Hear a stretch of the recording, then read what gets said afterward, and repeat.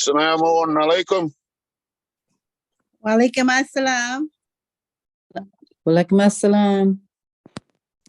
Assalamu alaikum. Mr. Williams out here. I'm traveling, but I'm here.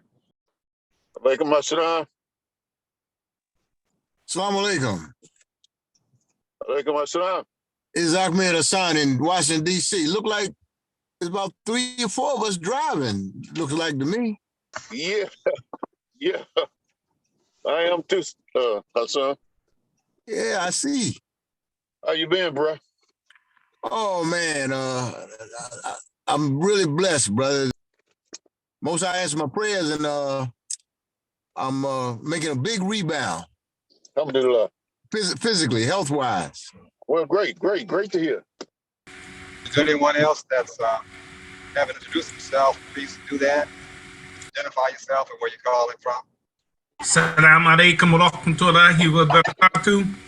This is the Executive Senior Instructor, Imam Adib Abdullah, right out of Philadelphia, Pennsylvania. You don't get no better than that. Abdullah. 3 H's. That's good. No, sir. No, sir. So I'm just logging in on the call now.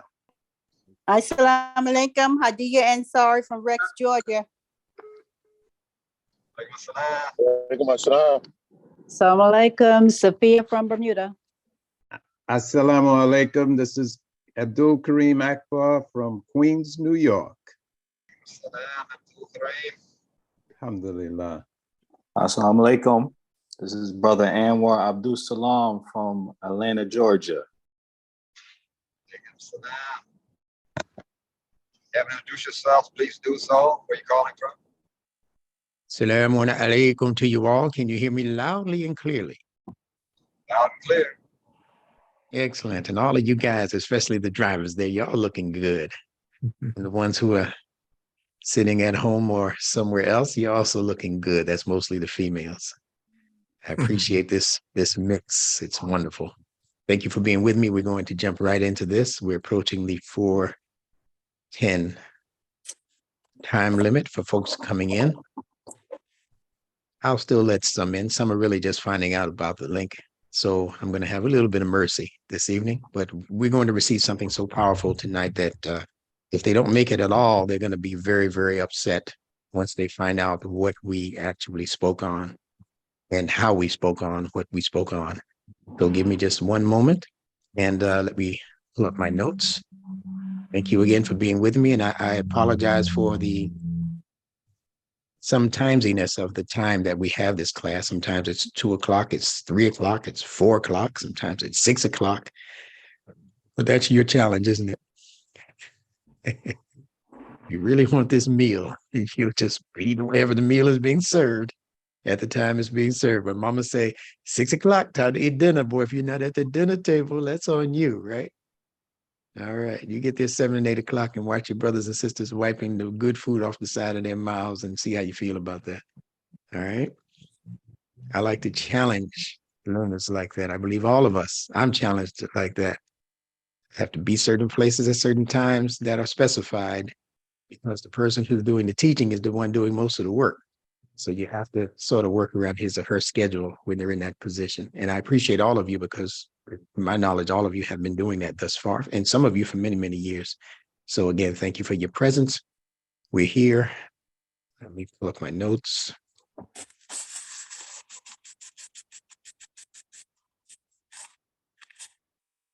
Let me just get verification that you can see my notes. I'm pretty sure you can.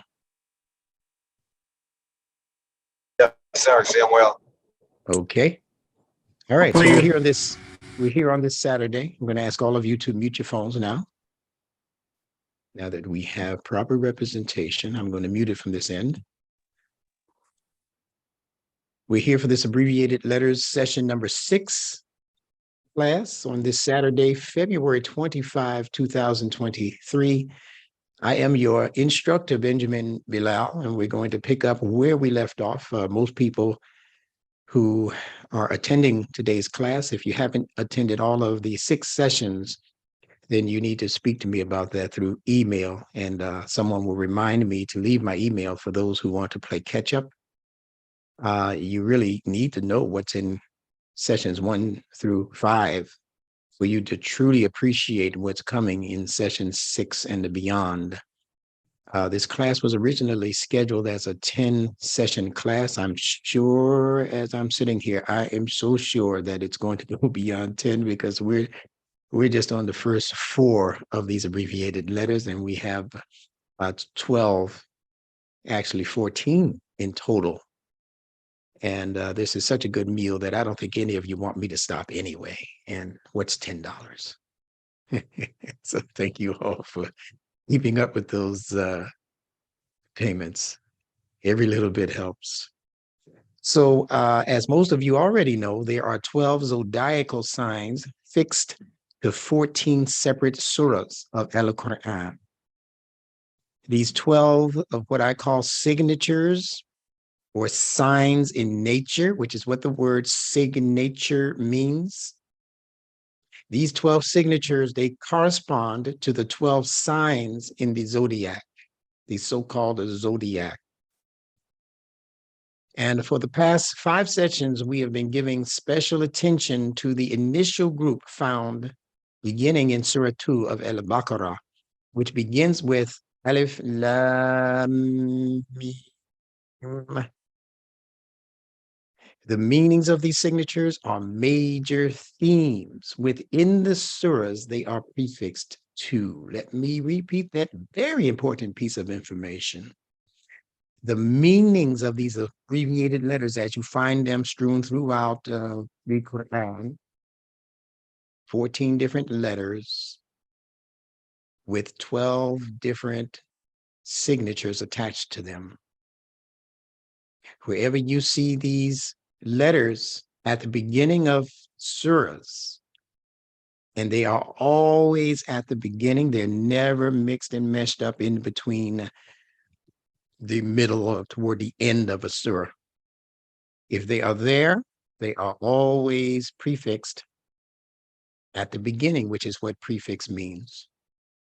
And whatever those signatures mean, whatever they represent as signs in nature, signatures of Allah in nature, things that Allah is actually pointing to that he wants us to pay attention to.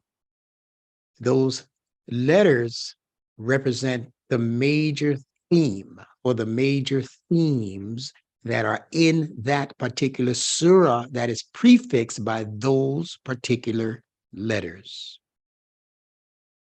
So let's just refresh your memory and give you as an example, Surah Al-Baqarah, Surah number 2 in the Quran, which has the letters Alif, Lam, and Meem, those 3 letters, as its introductory ayah or verse.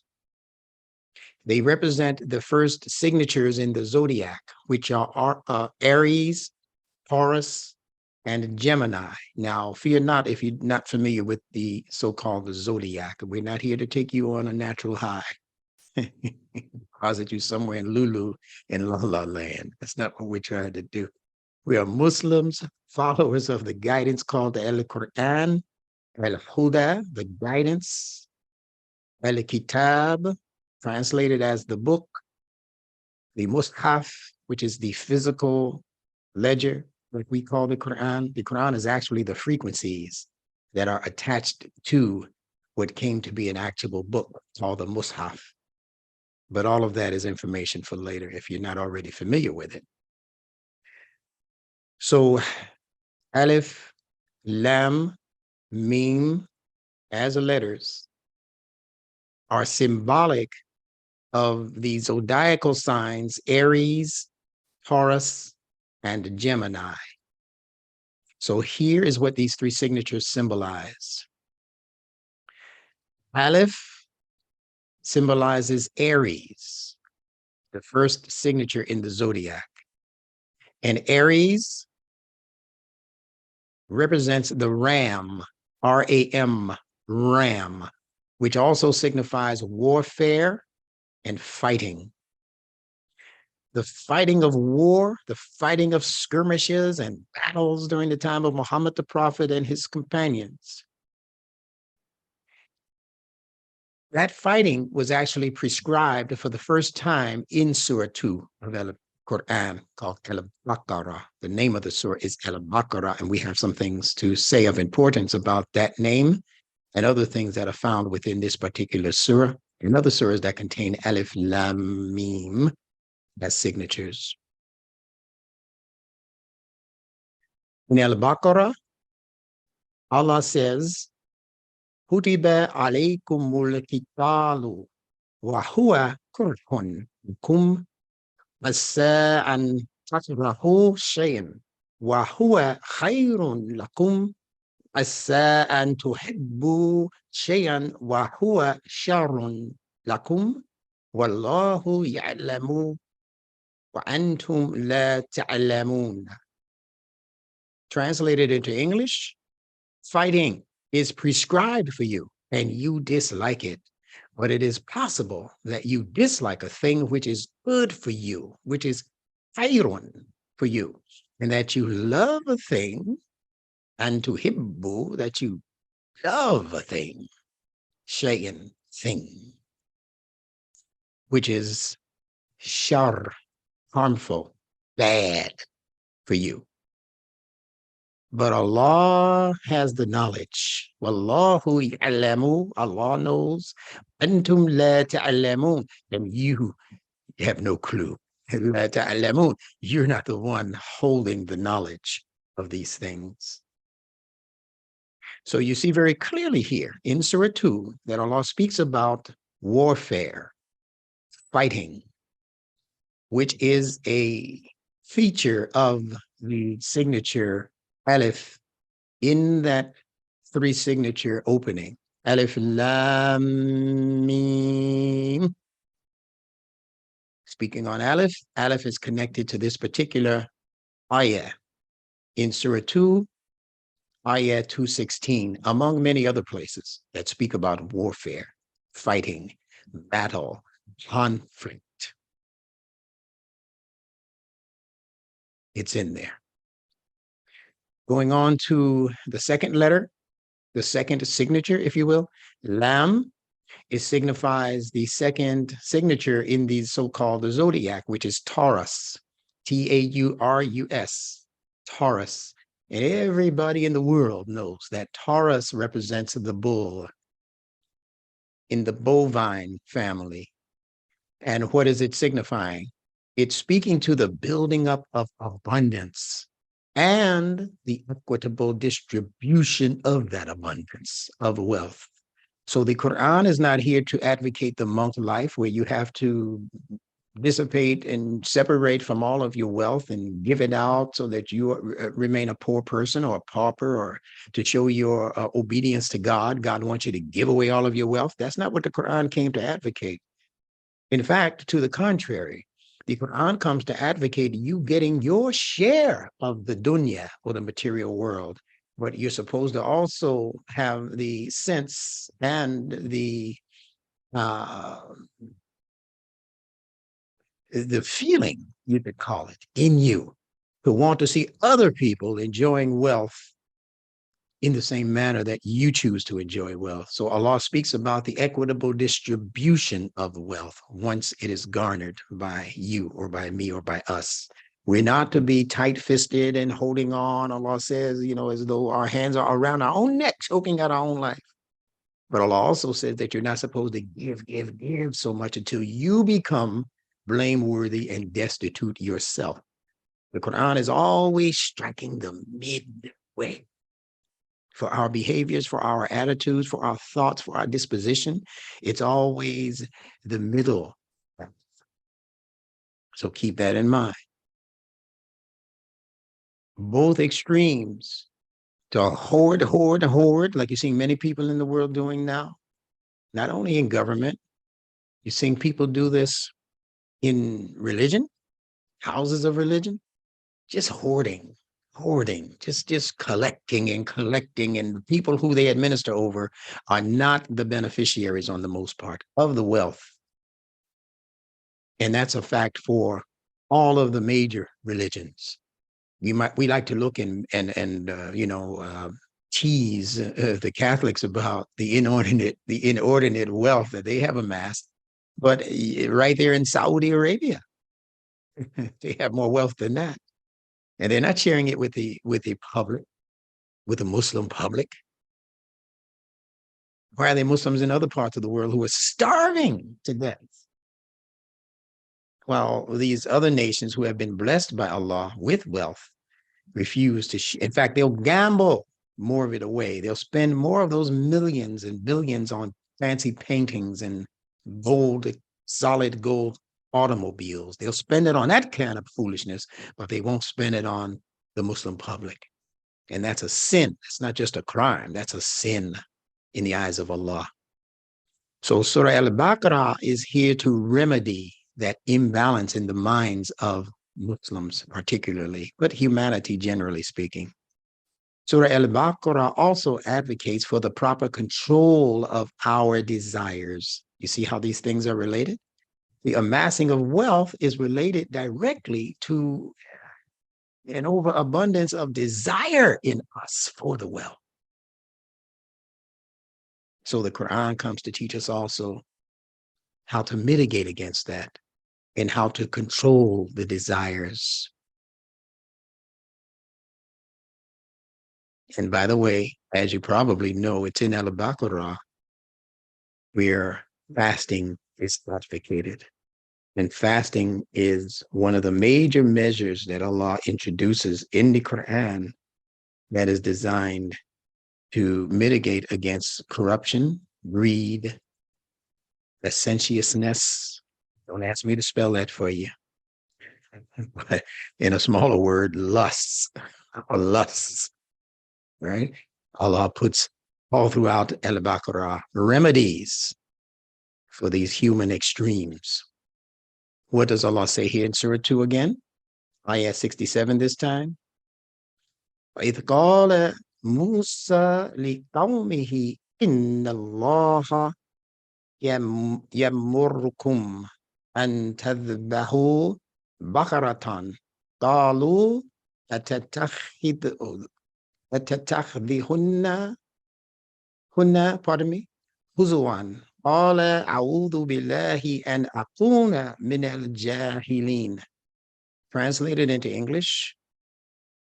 And remember Moses said to his people, Allah commands that you sacrifice a heifer, a bakaratan, a heifer. They said, do you make a laughing stock of us? He, meaning Moses, said, Allah save me from being an ignorant fool, from being one of these jahili. See the word jahilina? Jahili. Save me from being one of the jahilin. So Musa was addressing a corruption that had entered into the people of his day and time. And while he was attempting to make corrections by feeding them exactly what Allah gave him as revelation, they were laughing behind the back of Musa and making all kinds of petty excuses for why they didn't want to follow the guidance, or in some cases, as in this case, we don't even understand what you're talking about. Aren't you the one with something wrong with your tongue? Well, we were not comprehend, no comprehendo, whatever, right? This is what they were pretending. Then we have the letter Meem, which symbolizes Gemini. And I'm going to say some off-the-cuff things about this particular surah. Stand by for that. Oh, pardon me. I think I may have pulled up the wrong notes for this, but it doesn't matter. I will go off the cuff based on my handwritten notes. Meem represents Gemini, and as you know, Gemini signifies twins. It symbolizes twins, twin forces. Twin forces. Give me just one moment, because I think we have just tapped into the wrong notes. Give me just one moment. Be patient with us, as you would do with your teacher in a classroom. Stand by. I'm going to check on that, so stand by. You guys can speak amongst yourselves until I return. If you want to elaborate on what has been said thus far or over the past few weeks of this particular session, feel free to do so. Anyone can take the lead.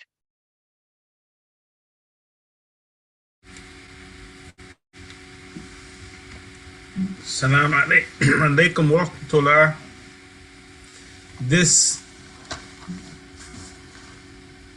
These signatures starting with Alif, Laam, and Meem gives us the opportunity, gives us the opportunity to go deeper than just the surface. It's like, for instance, Ana Basharun Laka. That means that we're going more than just the surface, more than just the epidermis. We're going to the dermis and down to the subcutaneous, the comedian used to say, we're going to go to the white meat now. We're going to get to really all the way down to the bone where the logic is stored. And each individual, just like the seed letters, the Alif is the Aries, as was said, and the Lamb is the Taurus, the throat area, and the Meem is the Gemini, the twins, and we know that everything is created in pairs. So the information that we already has been given that we carry with us now. Just say the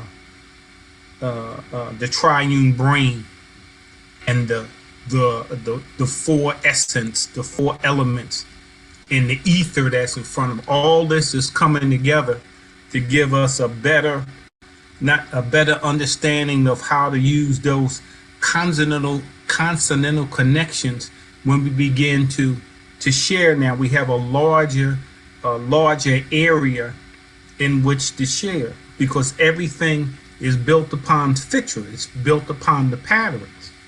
And as we learn to read the patterns better, and as we learn to read the signs that's in the heavens and that's in the earth and ourselves, we will see that the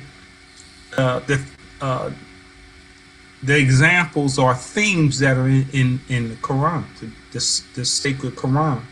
Just like we understand now that most of people always say, Ashhadu an la ilaha illallah wahdahu la sharika lahu. But Prophet Muhammad is no way that should be associated for it to be a shahadatain. There's only one shahada, la ilaha illallah. There is nothing that should be associated with Allah subhanahu wa ta'ala.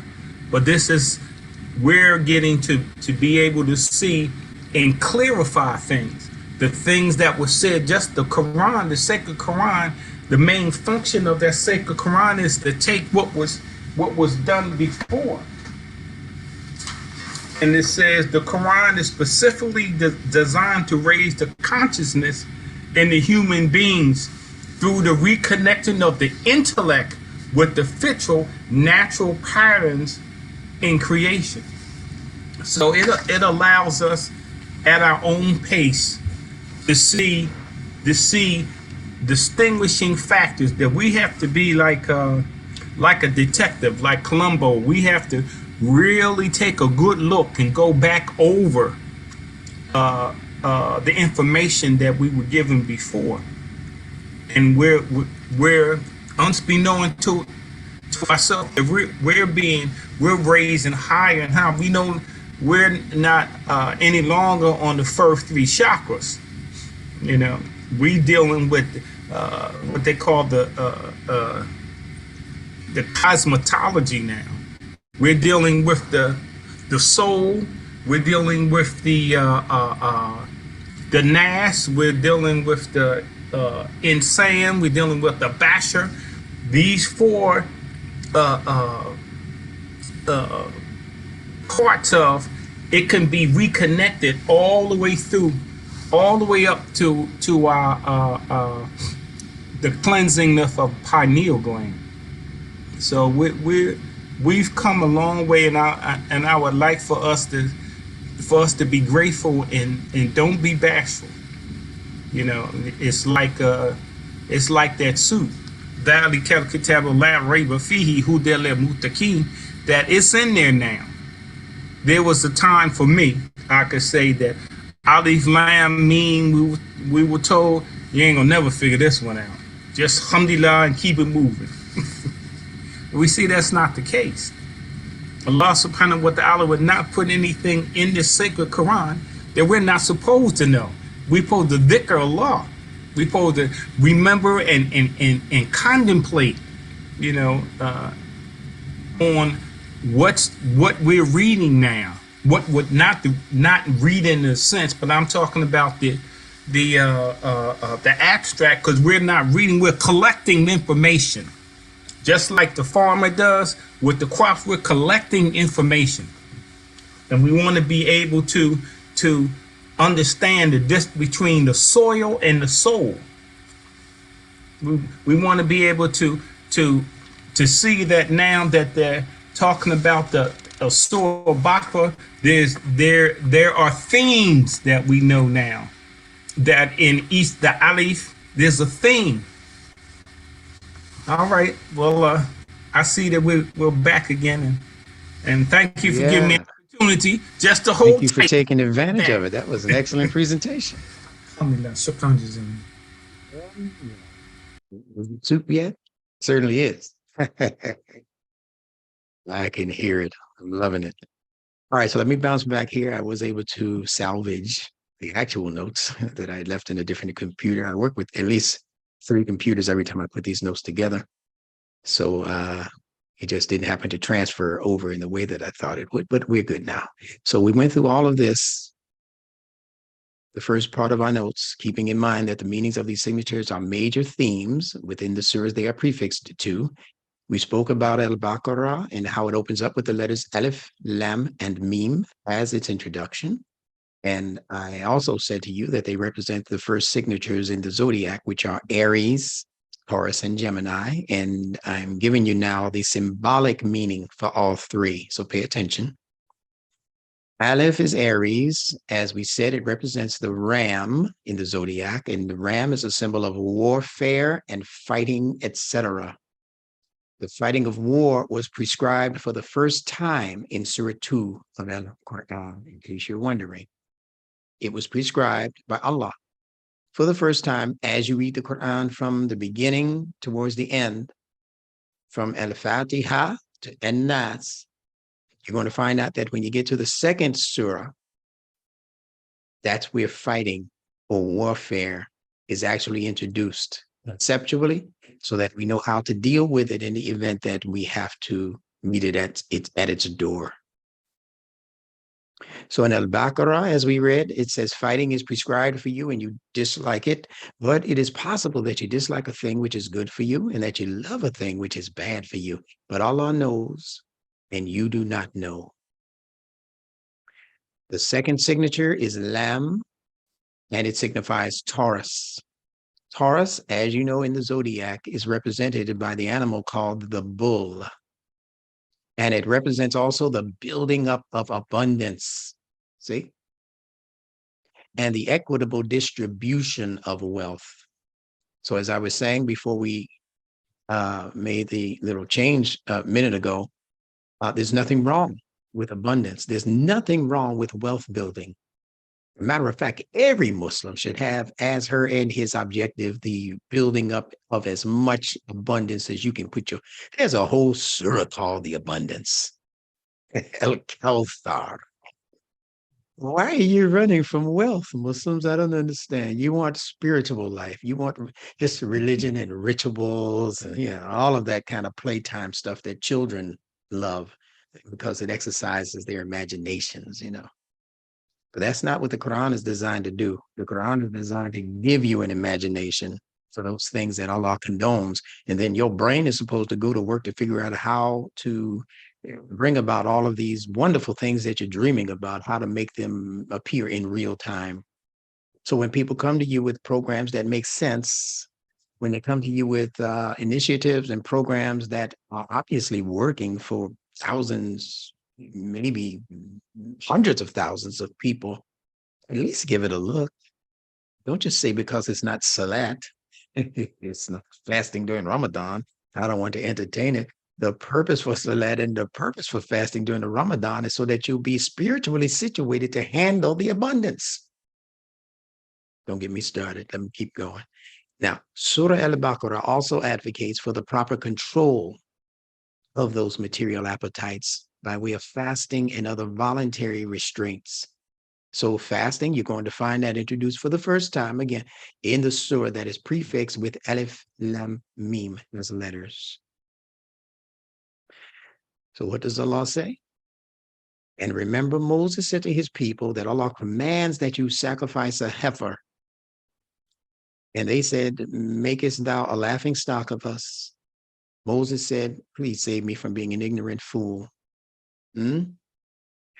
So what you'll notice in the study of the zodiac is that the Taurus is a symbol of the bovine family, the cow family, the bull family, etc. And this is given in a surah which has been given the title of Al-Baqarah, which does not mean the cow. And it does not mean the calf. I just gave you the two ends that also have a middle point attached in between them. You have the calf that's born, and it's born from a full-blown cow. But when that calf reaches 2 years old, it automatically becomes a heifer. And it will stay a heifer until that heifer, which is always female, by the way, becomes pregnant or impregnated by a bull. That's no bull. When it becomes impregnated by a bull and has a calf itself, then it ceases to be a heifer and becomes a full-blown cow as soon as it becomes pregnant. So the heifer is the midway point between calf and cow. So there's calf, then there's heifer in the middle, then there's cow. That's the 3-stage progression of that particular animal in the bovine family. So when they asked which one, the answer that Musa gave was not too old, not too young, but the one midway in between. See, but he's telling them something much deeper than that, and we'll get into that momentarily. But these people that he was administering over, man, oh man, they were something else. They like black folk. They just like black folk, or black folks are just like them. You know, in that serious matters are brought before us, and we think the person who brought them to us is just jiving, you know, just slapping the 5 and talking nonsense. And he can't be real. He can't be a real intellect among us because he didn't come from Harvard or Yale or Princeton or any of those places. Where's he from? Chicago? Where's the guy from? Harlem? Where's the other lady from? You know, that kind of thing. They look at us and they look at where we're from and they say, well, they can't be any, like the Bible asked the question, can any good come out of Nineveh? Nineveh? No, can't happen. So they looked at Musa in the same way. This man is born into a situation where he was adopted by the leading families, for sure. But he left them to go do his thing based on some voice he said keeps appearing and popping up and speaking to him in his right ear. And they wasn't going for that. They said, this guy just tricking us? Is he trying to make us look stupid? Allah said, save me from looking like them. So then we have Meem, the last in this trilogy of Alif, Lam, Meem letters. Meem signifies Gemini. Gemini.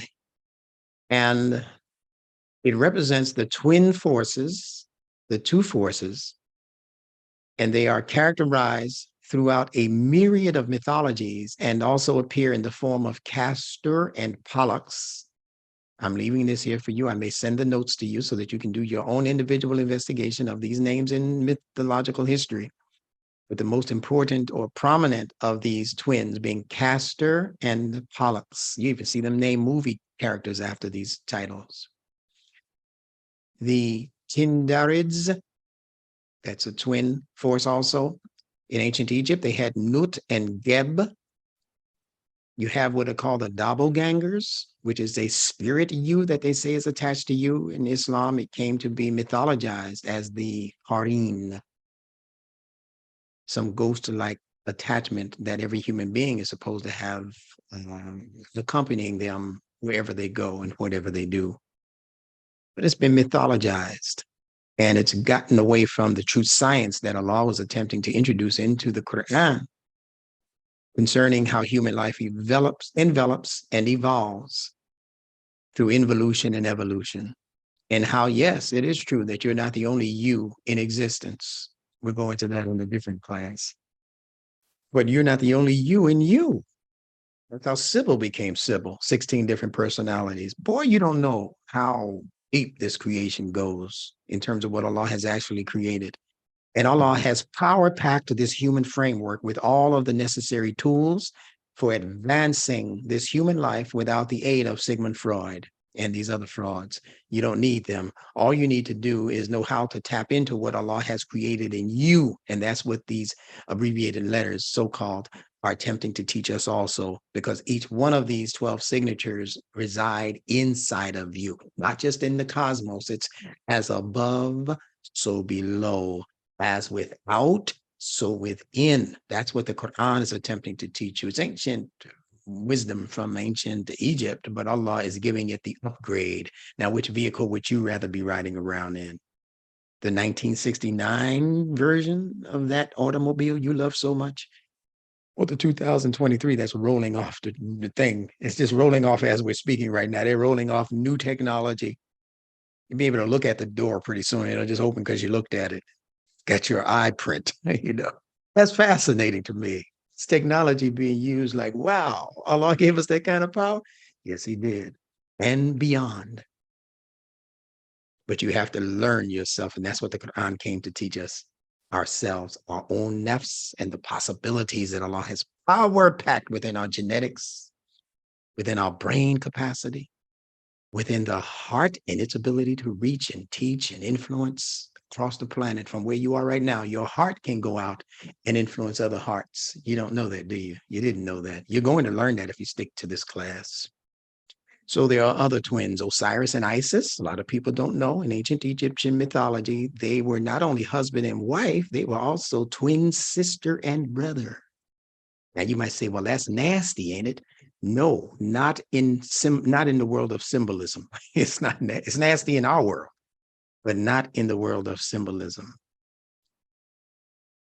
See, so when Allah introduces surahs in the Quran that tell you not to marry your mother and that kind of stuff, you think that's just talking to stuff that people are doing all over the planet every day? No. It's taking a steel bat and hitting the schemers of this world smack dab in the middle of their foreheads to knock out their brains. Because that mythology was speaking to schemes that sophisticated mind manipulators had developed in the world. It's not speaking necessarily to the physical act. Anybody can put that in check. You see somebody giving you an invitation to appear at a wedding of which you are marrying your mother. If you go to the wedding, then you're as nutty as a fruitcake, just like them. You know that's his mother. You're going to the wedding, and you know when they leave here, they're going home to do the do. You know that. They gave you an invitation. You think Allah has to speak against that? He doesn't have to speak against that in the Quran. Societies already know to put that foolishness in check, and they have, trust me. Whether it's sister and brother, mother and son, father and daughter, that's incest. That's abuse. And Allah left it to the human ability to discern moral codes and ethics and those kinds of things, to put that foolishness in check. You don't need no scripture to come and tell you what to do about somebody marrying their mother. It's not what the Quran is here for. The Quran is a cosmic reading. It's telling you about stuff that you would never have figured out with your own little brain unless Allah explained it to you and gave you the hints and the clues and the codes within the kitab to be able to figure it out to a great degree. After he gives you those hints and clues, you can begin figuring out the rest for yourself. So these are twins. Quetzalcoatl and Zolotl, amongst countless others, as twins in mythology and in religion. So in Al-Baqarah, Surah 2 again, Ayat 158, what does Allah say to us? Behold, Safa and Marwa are among the symbols of Allah. Did Allah say here that they are among the literalism of Allah? No, he said they are among the symbols of Allah. So if those who visit the house in the season or at other times should come pass them round, it is no sin in them. And if anyone obeyeth his own impulse to good, be sure that Allah is he who recognizes and knows. What a beautiful saying. If anyone obeys his own impulse to good. See, Allah has clocked good into your very instinctive nature. Even the nature to want to eat and sleep and have fun and drink and nature, as long as you're eating and drinking and, sleeping appropriately. And Allah loves that. He loves that you're obeying that you don't stay up all night long for 2 or 3 nights in a row. That can kill you. He loves that you don't become a hoarder of food when other people are starving sometimes right around you. Allah loves that you're obeying an impulse that even overrides the base impulse to do those basic things that you need to do for survival. You're there drinking a cup of water in the desert, say, and there's somebody else who's almost dead from not having water, and you go and give that water to them, or share at least that water with them. Allah loves that. And I'm giving an extreme in this case, but there are many practical examples of what I'm talking about that you could probably figure out on your own and throw into that equation. So it's speaking about Safa and Marwa because those represent twin hills. You get it? The twins, the Gemini aspect of what the Quran is presenting in order to counteract the schemes that people have laid down in the name of those same symbols. Who's going to be the leader, the ram? Who's going to control the wealth? Bull. And who's going to control the mechanisms that decide this versus that? See, there's not supposed to be a this versus that. There's not supposed to be a Democrat versus a Republican. There's not supposed to be a Muslim against a Jew. There's not supposed to be a Christian against a Buddhist. See, that's fake, phony, fictitious Gemini. And I'm going to prove it to you from your own fitra of your own body. Give me a minute. We're creeping up on it. Now, Alif, Laam, Meem is also depicted in the ancient busts of well-known figures. And you might say, oh, there's a well-known figure. I'm sure he's straight out of Africa. He looks a little bit like what Bilal may have looked like. Well, maybe, but this is actually an ancient Roman. Like, you didn't know black-skinned folks were in Rome ruling stuff? You didn't know black-skinned folks were in Greece taking care of serious business? You thought all of these folks were so-called Europeans of European stock, that they all had white skins and blue eyes and blondish hair and reddish hair. That's what you're thinking because that's what academia taught you. But you have a lot of, honest to God, scholars now from all different so-called races who are bringing out more and more truth about the history of these people who did fantastic things in the past to advance us to the point where we are now. So in this bust is depicted those same 3 signatures. Alif is the head, the ram. See, the whole head represents leadership with its 5 basic senses. That's the leader in your body. If you remove this head, the body has no leader. It will fall and die. You can lose an arm. You won't fall and die. Lose a leg. Not fall and die. You can lose your genitalia as they're doing so viciously now against some of our children, trying to transgender them, cutting off the penis or sewing up the vagina. These sick ass people. I tell you, don't get me started. Let me stay calm and cool and collected for this one. But it's a crime for sure. Major proportions, what they're doing now. But you can live without those parts of the body is the point. You can live with an artificial heart. You can live as a brain dead person. Brain dies and they put the heart on a respirator with something else to keep the oxygen flowing through the veins. Your body can still live, but if you take this top piece away from this structure, you are finished. So Alif represents the exact same concept as the ram in what the ram has been programmed to do. The ram has been programmed to be the only leader standing once the skirmish is through. Two rams will come up against each other like you saw in the picture above, but only one will leave that scene the victor, the de facto leader over the sheep. You can't have two rams leading the same bunch of sheep. There has to be one. That's the nature that Allah clocked into the ram. There has to be only one. So that's why it represents the head. And you don't have two heads ruling in your body. You only have one. You only need one. That major decision maker. It can confer with other heads. That's not itself.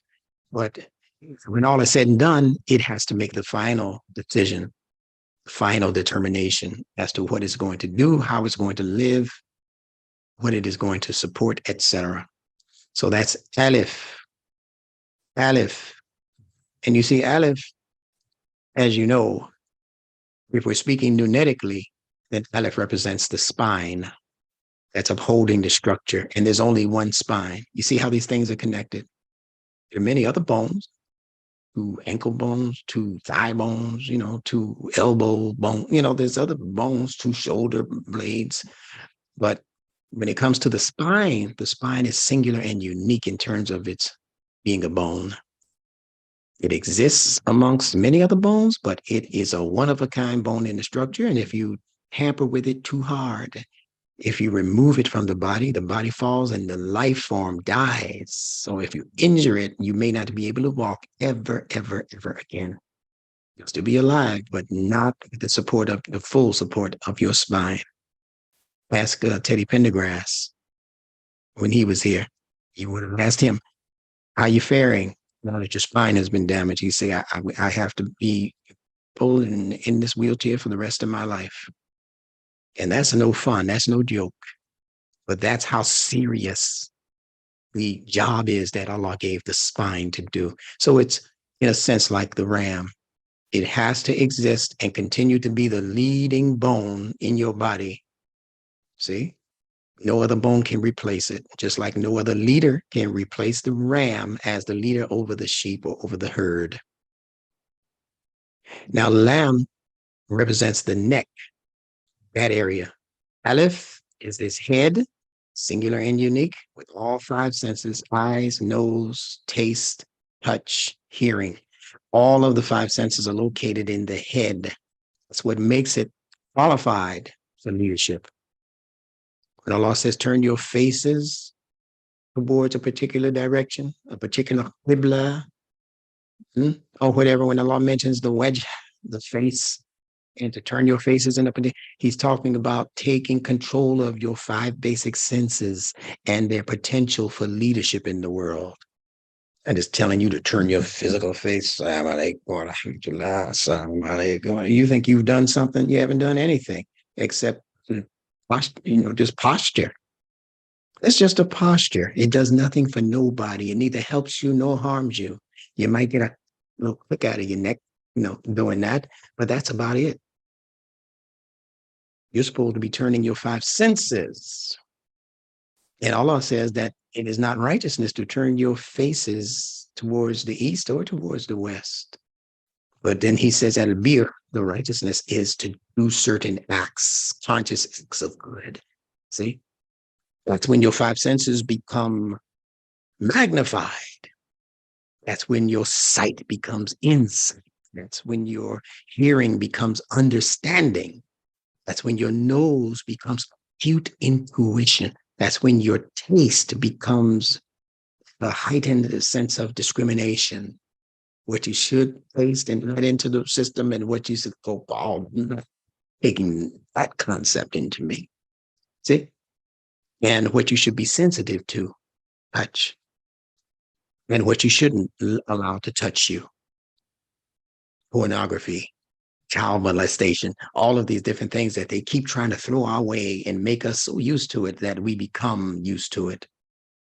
And we just will no longer protest that this thing is happening right in front of our faces, sometimes right under our roofs. These behaviors are taking place because we're not doing as Allah says about the wedge, the face, and turning it in the direction of righteousness, whether it be in the East, Far East, whether it be in Russia, it can be righteousness there that you support in China. I'm stepping on some big toes now. That is goodness there that you should support as good, not as a government, not as a politic, as goodness.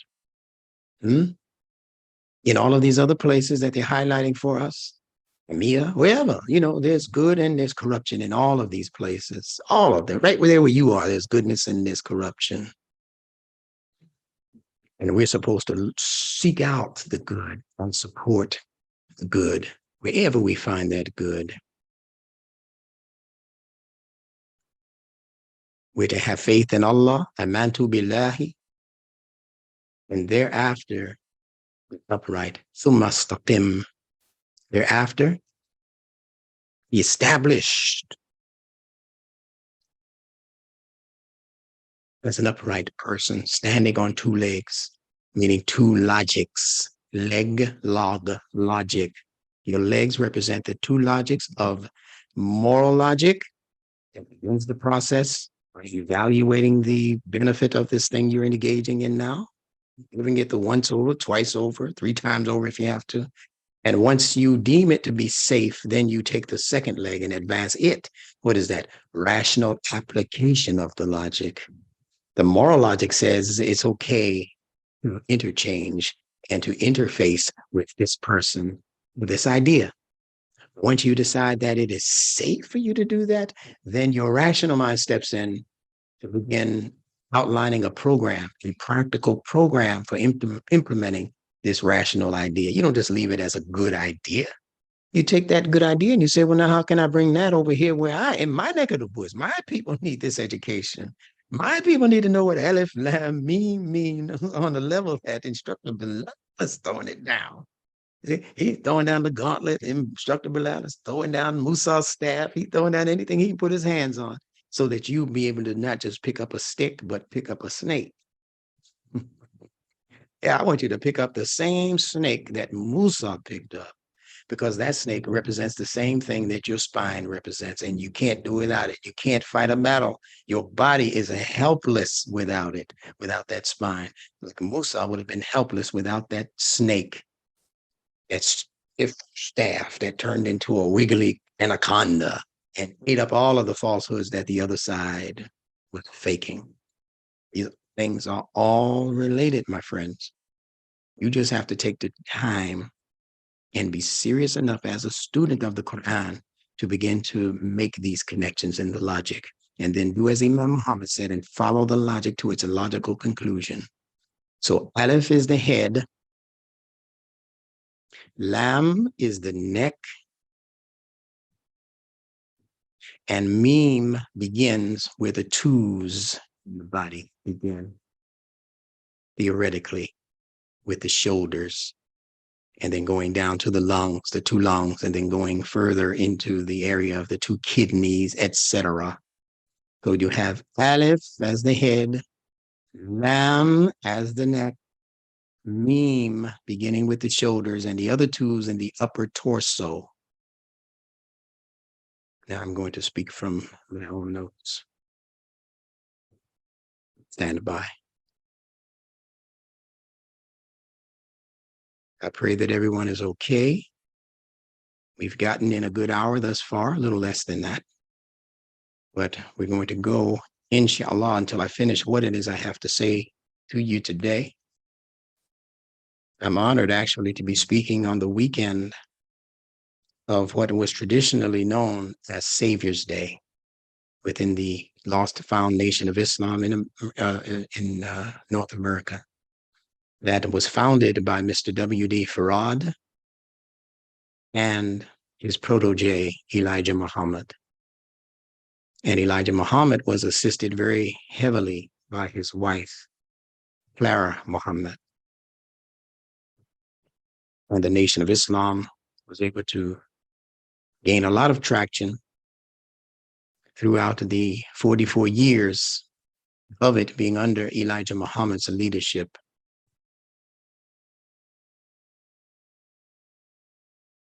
So we're just saving the baby and not throwing that baby out with the bathwater.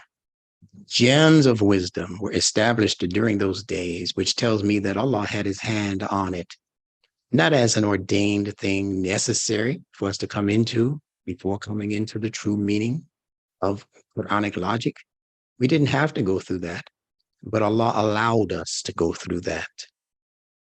And Allah allowed us to gather the goodies that were dropped along the way by Elijah Muhammad, and for another 33 years by his son, his seventh child, that he named Wallace D. Muhammad, came to be known as Warith and Imam Muhammad.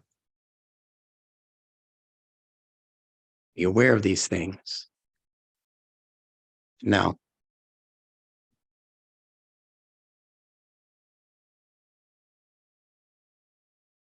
Surah 2, as mentioned, called Al-Baqarah.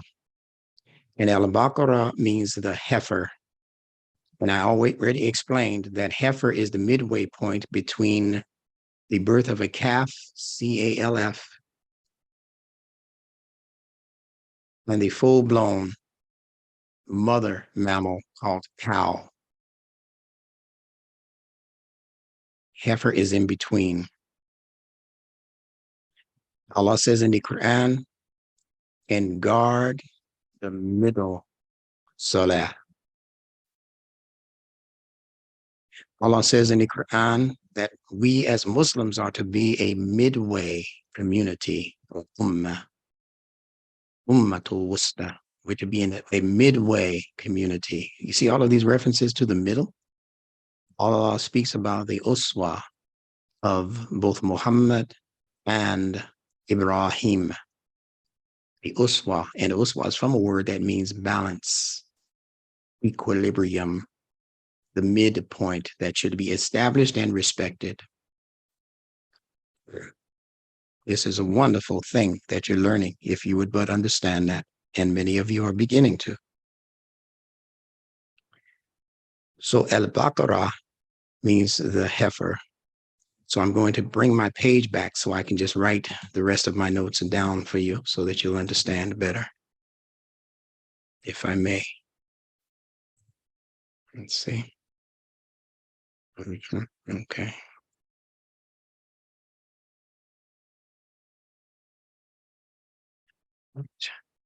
Get a fresh piece. There we go. All right. So we have El-Ba-Ka-Ra.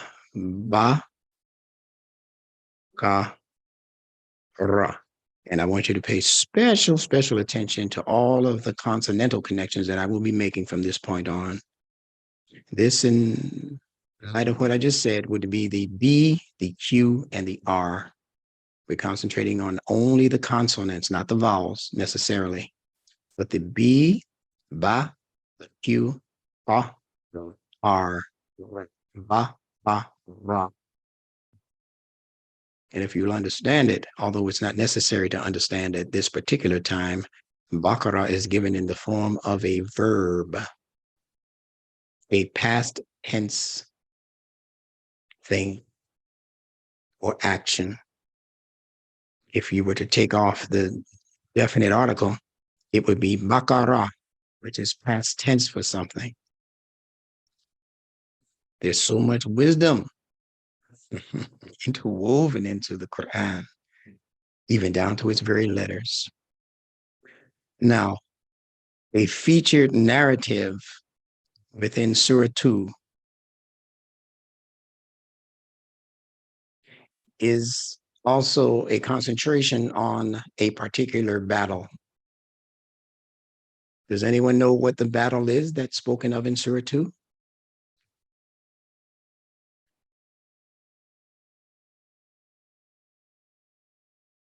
Surah 2 highlights a particular battle. If you know what that battle is, just open up your phone quickly. Oh, you know, you may not be seeing my page. So hold on. Yeah, you're not seeing my page. How long was it going to take you to tell me that? You said I should have known, right? Hold on 1 second. All right. Let's see if this will do it. All righty. Can you guys see my page?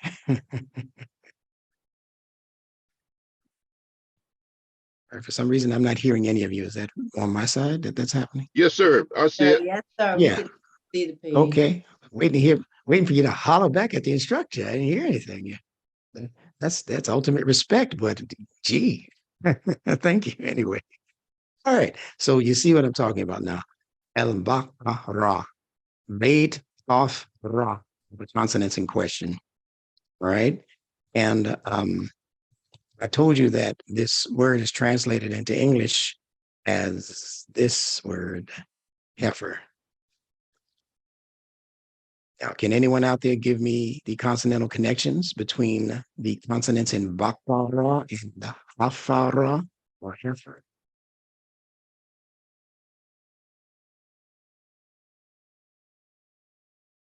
So open up your phone.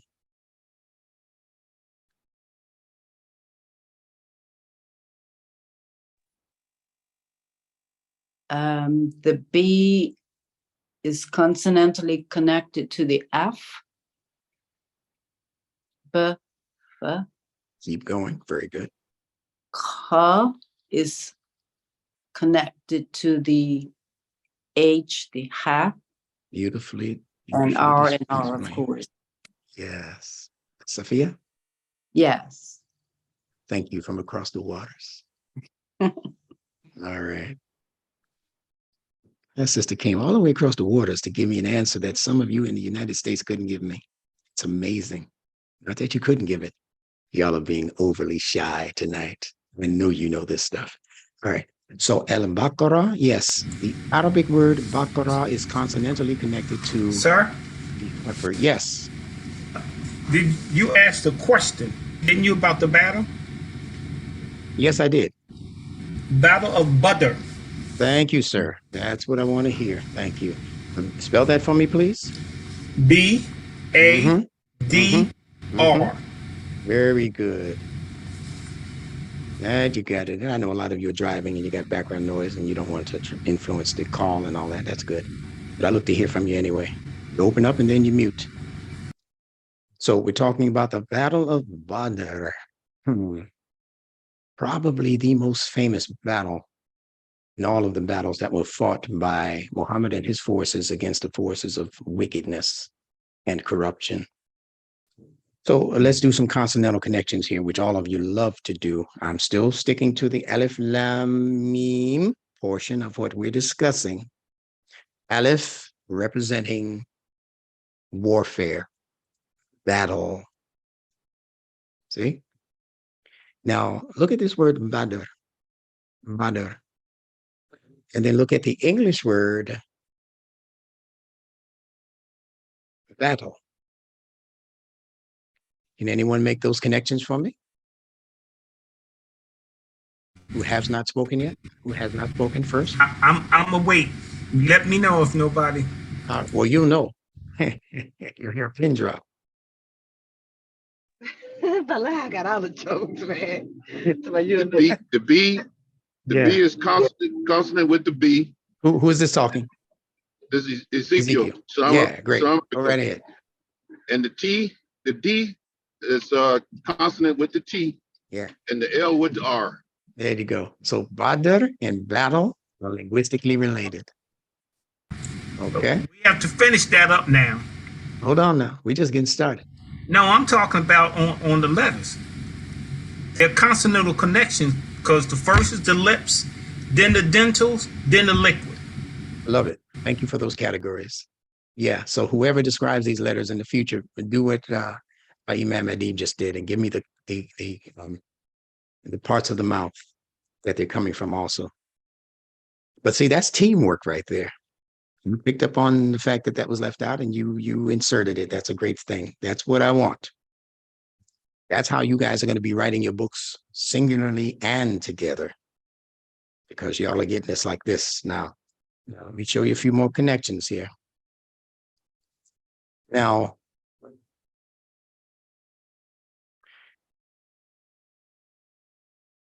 we've already established that Badr and battle are related. Now I'm going to give you a few more English words that are consonantally connected. Hold on to your Himars and your Kufis for this one. Let's start with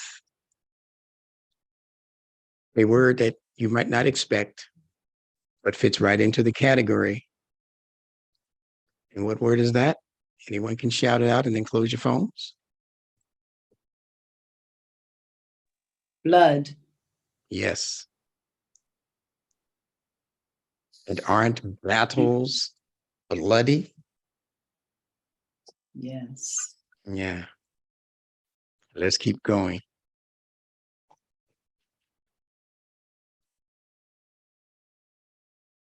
Look at this one.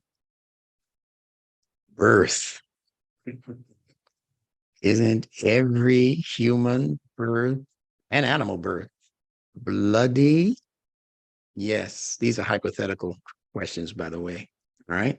So, of course, the B in blood connects with the B in Badr and the B in battle. The L in blood connects with the L in battle, but the R in Badr, because L and R are interchangeable all over the world. In some parts of Asia, they say hello. In other parts, they say hello, because L and R are pronounced from the same basic part of the mouth, the top palate. It's called a liquid, as you know, and you can interchange them in language. All right. So the word Badr interchanges with battle, interchanges with blood, interchanges with birth. And I think you're beginning to see the picture unfold before your eyes. Now,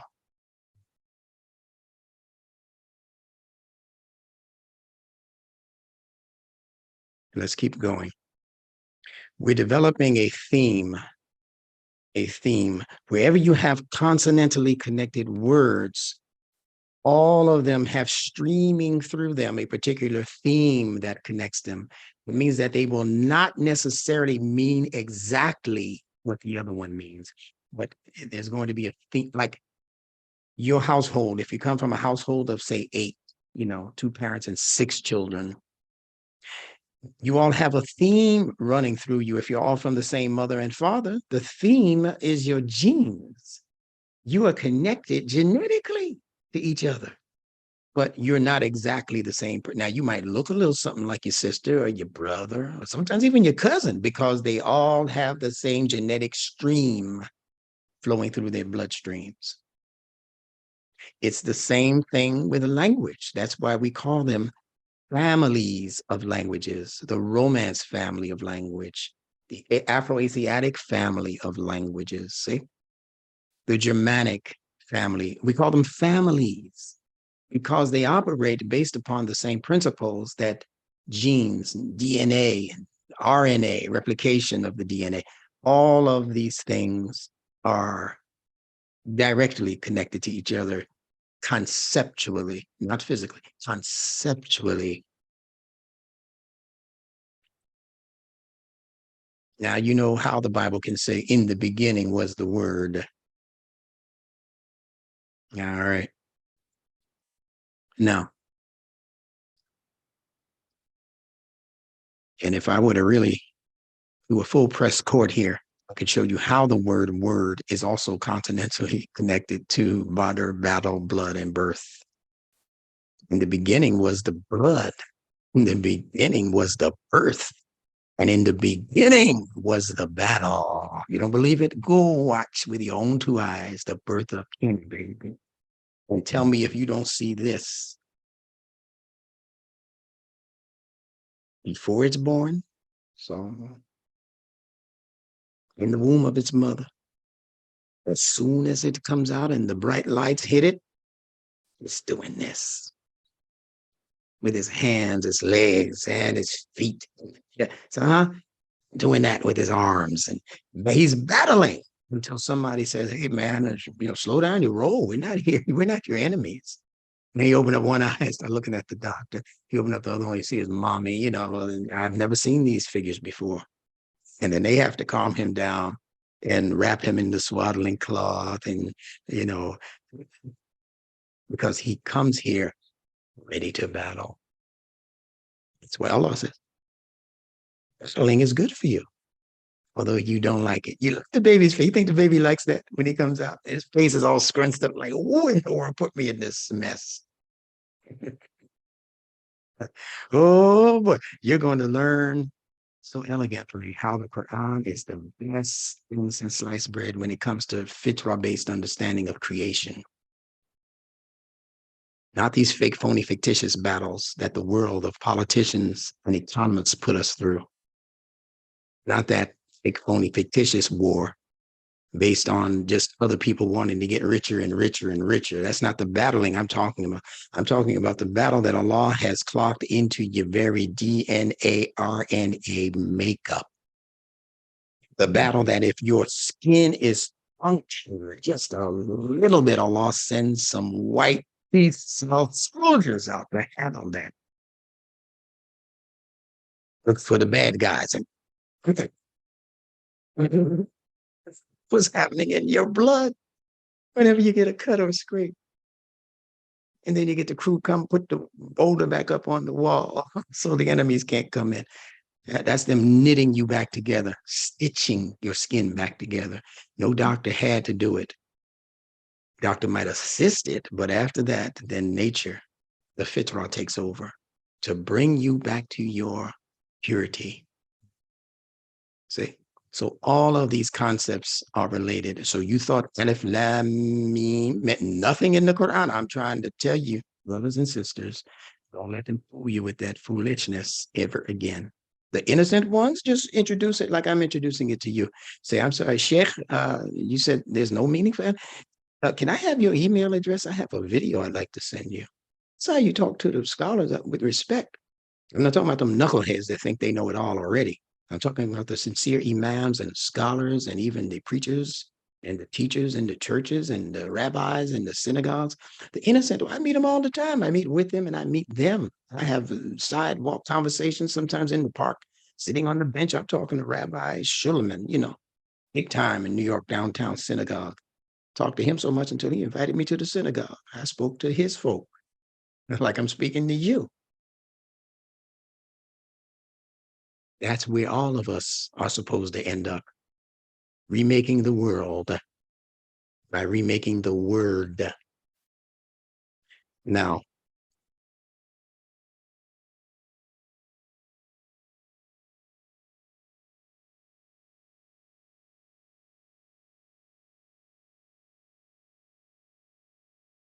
it's a word in Arabic called harf or harfun. Does anyone know what that means? If you do, shout it out. Preposition. Okay, you're going deeper into the word, the linguistics of it, but the word itself has just a base or basic meaning. Is something that in Particle. isn't that alphabet? No. Yeah. Yes. There you go. That's what it means. It just means letter. Ladder. Right. Yeah. Right. Alhamdulillah. Any letter. See, we got to go back to basics first before we branch out. You're going to understand the reasons for those branches if you understand the root and the seed that produced the root. That's what we're discussing now. So harf, you can also say harfun, UN. It's a noun. It means a letter. So alif, bait, ta, tha, jim, fa, fa, all of those are huruf. It's all in plural. Huruf. Okay. Just in case you are looking for it somewhere, you'll find it under this word, huruf. That's the plural of harf. All right. Plenty of sciences to be discovered in what I've given you thus far, but I'm going to have to explain it to you for you to see it. Allah says, "Allama al-insana ma lam ya'lam," taught the human being that which he before was not knowing. So if you weren't knowing it before, you have to be introduced to the logic. And once you're introduced to the logic and you begin to put on your scientific looking glasses, you're going to be doing what Zaid and many others of you, Adib and many others of you are doing, and bringing me your discoveries. I love when you do that. That's what this class is designed to do. That's why I'm taking my sweet time delivering it to you. So, harf. Now, if I exchange that fa letter with this letter, then what does harb mean? Knowing that fa and bait are interchangeable as lip sounds. Harf, harb, both of them lips. In order to pronounce it, you need your lips. Therefore, they are interchangeable and will have related meanings, if not exact meanings. So what is harbun or harb in Arabic language? This word is also found in Al-Quran.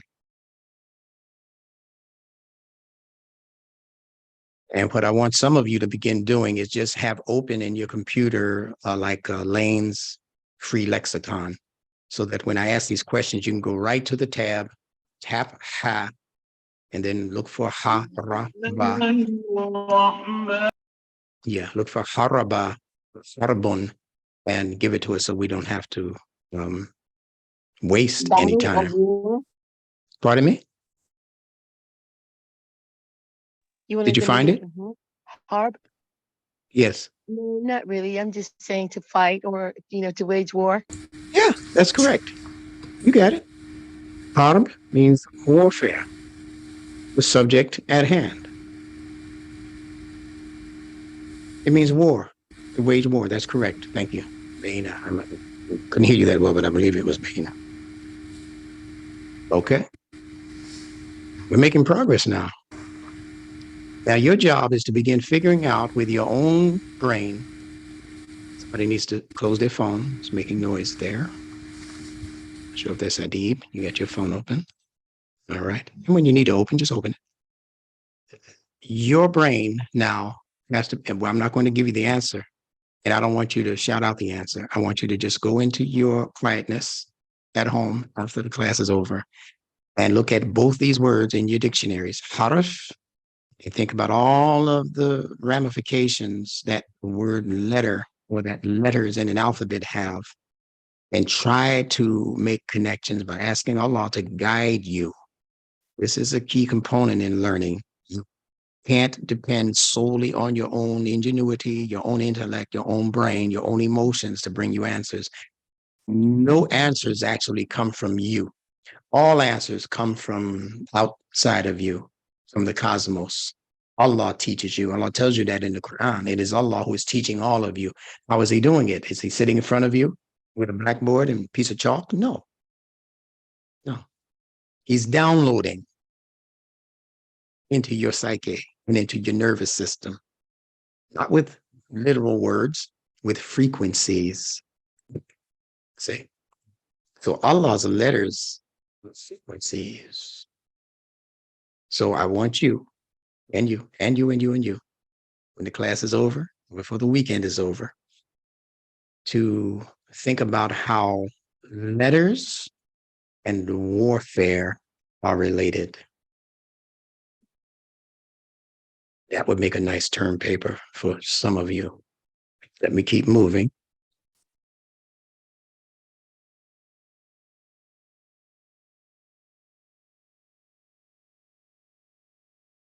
I'm going to give you a major hint. By introducing you to a meaning for the word letter that I know you're not familiar with because you won't be able to find it in any of the standard dictionaries. Keep in mind that dictionaries leave definitions for meanings. Definitions for meanings. Letter and ladder, same thing, right? Yes, sir. So if you You're got to getting climb a there. ladder, if you got to climb a ladder, that's like fighting, I guess. Well, So you can at least introduce the it into the struggle. battle. Yeah. You can introduce it into the battle. If I'm fighting a fire, I need a ladder, don't I? Yeah. Good. That's a good connection there. Love that. Yeah. And I'm fighting a fire. You get it?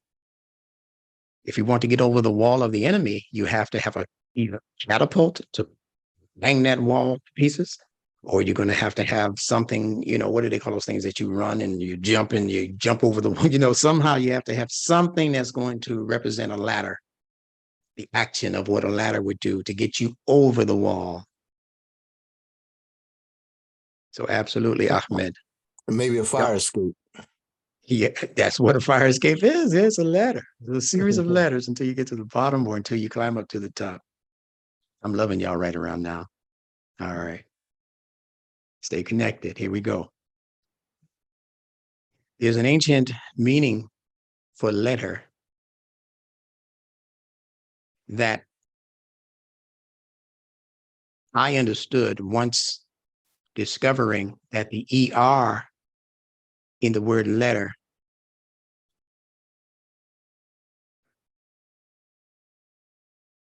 represents the doer of an action. So the letter is not just a noun. The word letter can also be a verb. If I'm standing at the door of the party Saturday night as the security, and I'm asked to only let certain people in, then when those certain people show up and their name is on the list and I open the door, I am literally the letter. Okay? I'm the one letting. That's the action. I'm letting this person or these people in the door, and then I'm shutting the door once the people who were supposed to be let in are in. Now, in battle, there's also such a thing as letting. Can anyone quickly download that and give it to me? Just scratching your head and figuring out what I'm talking about. In battle, They have a term called bloodletting, I guess, maybe. you are so on. I don't know. I tell you, this cosmic thing is deep. You know what I mean? You got to have a private convo, Ahmed, because you picked that up without no guesswork in that. I sent it to you. You caught it and you fielded that ball. It ain't me, brother. It is Allah have blessed me in ways I cannot describe. And like the brother in Louisiana, dear brother Hassan, he said, I can't thank Allah enough for putting up with me. So I say the same thing, and we can never. And Mr. Farrakhan always say we can never thank Allah enough. He said That's something right. after that, but that's enough for me. That's right. And you Allah is can't, Allah's putting up with all of us. Trust me. Yeah, I'm really beginning with yours truly. Yeah, me too, brother. I'm so thankful to be here. You know what I mean? Listen, And, you remember that song that what's his name sang? Bill Withers, called "Use Me." Lean on me. No, use me. Use me up. I'm gonna spread the news if it feel this good being used. Give us a rest. Give us a rest. Keep on using me till you use me up. That's right. That's right. That's right. Oh man. That should be every faithful person who has faith in God. That should be your position with God. Instructor Bilal, real quick, I just would like to say to the audience, to all of the listeners and learners, there's a video called "The City of Ali." Somebody put this video together about his life and then his janazah and memorial service in the city of Ali, means Louisville, Kentucky. Okay. And the phenomenal thing, I wrote to answer something you emailed. The amazing thing is this place, the home of racehorses, bourbon, and slavery and racism. On that day, people came from all over the world to pay homage to this man. Buddhist, Hindu, Christian, Muslim, Jews, atheists, didn't make no difference. And they were the chief of police and the mayor said it had to be a miracle because they only had 72 hours to deal with all these people. And the police was worried about, maybe somebody get emotional and they have to intervene. They didn't want to be accused of nothing. So, but the thing went so beautifully. The people were so happy. Some people crying, but most of the people were celebrating this man's love for them.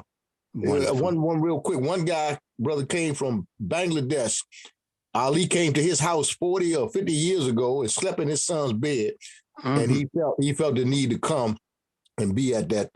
So all I'm saying, all that just means is that Muhammad Ali lived the kind of deen that we're supposed to live. We're supposed to love humanity, and from what I can tell, that's exactly what he did. No less. He didn't do any less than that, and he did, as you know, much more than that. Muhammad Ali was a genuine, true human. Yes. Muhammad Ali found out that me and my early stage troupe back in I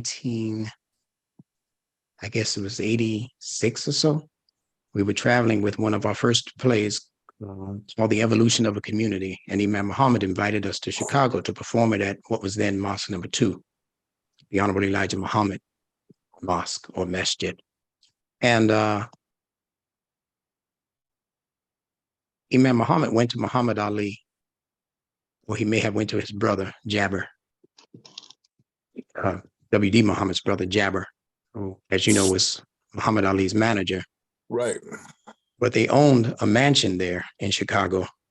And Imam Muhammad told them, they said that what Bilal and his family are bringing here for the benefit of our community, he shouldn't have to pay any extra money for anything he does while he's here. He said, and he shouldn't have to pay for a hotel. He said, so let's put him up the way we put the superstars up when they come here. Put them up. There were 10 of us. He said, put them up in Muhammad Ali's mansion. So for 3 days and 3 nights, we stayed at Muhammad Ali's mansion.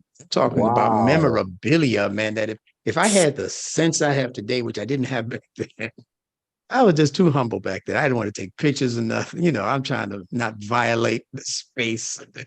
But this man had some things in his house that were just so precious as memorabilia. You understand? And just to be in that atmosphere where that kind of strong personality was resonating for all of those years that he was in and out of there. He didn't come through while we were there, but he did interface with me on maybe 3 or 4 other occasions where I did get a chance to take pictures and other things with him and with his children, especially. But that's a story for another day. The point is that Allah bless that man to have such a genuine soul. But for me, it was indicative of the transformation that many people who were in the Nation of Islam under Elijah Muhammad were actually going through. Not to mention Imam Muhammad himself. These are people who, once they were able to have the blood scraped away from the exterior, that's where you found the genuine shining gold layers of the heart and the brain. Elijah Muhammad conditioned many people, not just Malcolm X and Muhammad Ali. There were thousands of people in the Nation of Islam who could go toe to toe with those people. Minister Farrakhan wasn't the only brilliant speaker. Almost every other brother in the Nation of Islam would speak like that. And I mean, just hold his own with a college professor. That's how Instructor Benjamin Bilal's brain became this, wound. I'm not a college graduate.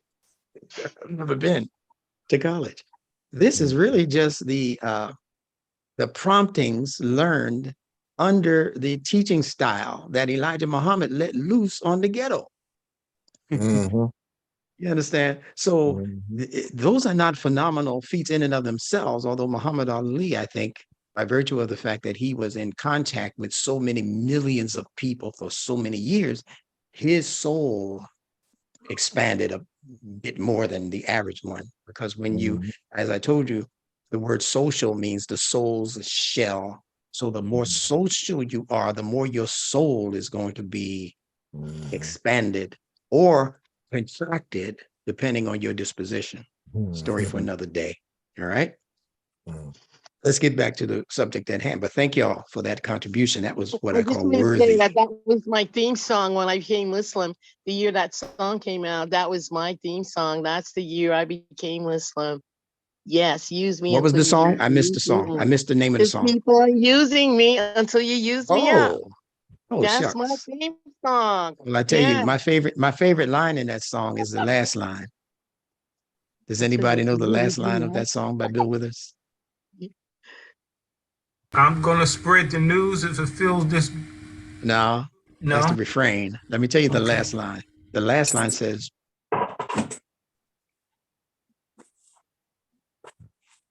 "It ain't too bad the way you're using me, because I sure am using you." Yeah, to using you to deceive the you." things. Okay. I think I can say that to Allah. I'm using you too. I can only use you to the You degree can that you use allow me. me to use you. Don't misuse me. Use me, but don't Right. misuse me. Nothing wrong. Allah says use him. He says call on him. Come to him. Bring it to him. So you got to learn how to interpret these songs The by old people understanding used that to say, the old people used to say, fair exchange ain't no robbery. ain't no robbery. That's right. I love it. All right, let's get through this because we only have a certain amount of time left. But thank y'all once again, man. This is groovy, as we used to say back in the 70s. And each album had a groove. You could play it if it didn't. Now, we were talking about the word harb representing warfare.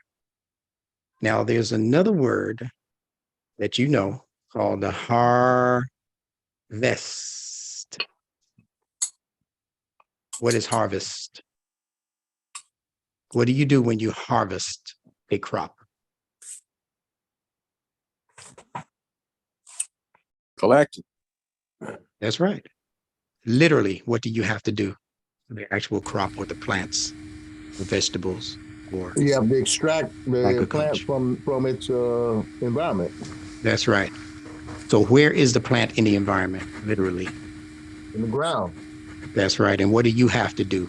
You Literally. have to pull it up. That's right. It looks like it hurts. Exactly. That looks like an act of war, extraction. We know it's for the higher good, but still it's an act of war. Why do I say that? Because the plant and its blood is only minor degrees away from human blood. I know you've heard that. I need y'all to close your phones. What they call plant blood. It's only, in a minuscule sense, different than human blood. Plant blood. And plant blood is good for us to drink. You ever taste plant blood? Yes, sir. I take it every day. Yeah. If you're not taking Plant. plant blood, you're doing your blood a disservice, because Chlorophyll. Allah created the molecules in plant blood to be just a pinch away from human blood and its molecules, its molecular design. So when you take plant blood, that's why when you eat vegetation, it's so good to the human body. See? So when you extract a plant from the ground, you're creating an act of war that causes that plant to spill its blood. You got to think big if you're going to follow me the rest of this journey here. You're actually signaling the death of that plant. How do you know? Don't do anything with the plant and just sit it down on your kitchen table and see what happens. It does what Bill Withers' last name does. It withers. It will wither. It'll be green for a moment. Just like an apple, if you pick it off of the tree and you cut it open, it'll be red and white for a moment. And then it'll start oxidating, turning brown, and turning dark. That's a plant, apple. So when you separate plants from their native environment, you have to have a higher goal that you're attempting to reach in that battle. And it's the same thing when Muslims have to go to war. You can't go to war for war's sake. You have to go to war because there's a higher objective that has directly tied into it the idea of saving human life. That's what eating is. That's the reason that you pick the vegetation out of the ground and cause the blood to be shed from that plant, from that cabbage or whatever it is you're picking out of the ground, off of the tree. You're causing bloodshed. You're causing a separation. But you have to do it, Bismillah. See, you have to do it for the purpose that Allah created that thing to give off its utility, as it says in the Quran. The word is sakhara. Allah created them to sakhara their services to human advancement. So you kill the animal, you slaughter the animal, you eat its flesh, you pick the plant life, the vegetation out of the ground, you eat its substance, its chemicals, its vitamins, and etc. Why? Because you wanted to see the plant or the animal die in and of itself? No, that's not the reason. Because you wanted those chemical combinations within you to combine with your substance for the advancement, the perpetuation, and the further strengthening of what Allah has placed in your body structure. This what I call your carbon suit. That's what this body is. It's your carbon suit. So that's harvest. Now, look at how many words I've connected here. The H in harvest interchanges with even the TH, because opposites in the mouth are also related in the same way that distant cousins are related. The one at the opposite side of the field, that's still your cousin. So linguistics renders us the same type of action or activity, where the letter sounds that are in the back of the throat and also at the front of the mouth, the back of the throat, like the heavy in the back of the throat, a guttural, and the sound or the front of the mouth sounds like the dental and B dental, key, those are dentals at the front of the mouth.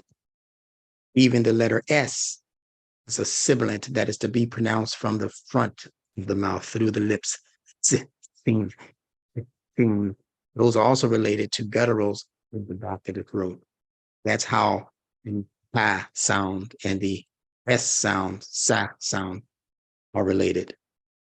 That's why you can, in English, have a word called surplus, where one C is pronounced as an S, sir, and the second C, same letter, is pronounced as a K, us, because they are interchangeable letters and alphabets or families that operate based on the same fitra-based DNA, RNA platform that you and I operate upon. So we're going to go about 15 more minutes. If we don't finish what I have for you, then so be it. And this is enough for study between now and next week, inshallah.